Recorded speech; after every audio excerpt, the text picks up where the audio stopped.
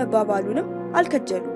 ለ3 ተከታታይ ቀናት ቀንና ሌት ወታደሮቹ ልምምድ ሲያደርጉ ነበር የቆዩት።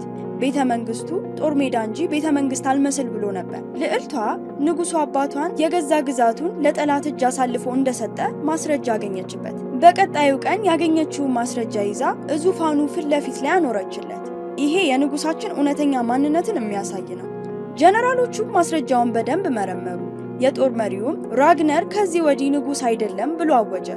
አባቷም በንዴት ጦፎ ሁሉንም ከኔ ወስደሽብኛል። በፍጹም ራስን ያጣሁ አባዬ፣ በታማኝነት ብትመራ ኖሮ አባዬ ሁሉም ነገር እስካሁን ያንተ ይሆን ነበር። ንጉሱ የልጁን ንግግር ስላቃጠለው ለያዥ ለተገናዥ አስቸገረ። ቀናት አለፉ። ንጉሱ ማለቴ የቀድሞ ንጉስ የነበረው ራግነር በጨለማ ክፍል ውስጥ ብቻውን ከጥፋቶቹ ጋር ተፋጧል። ቀን በቀን ስራው ልቡን ይሰብረው ጀምሯል።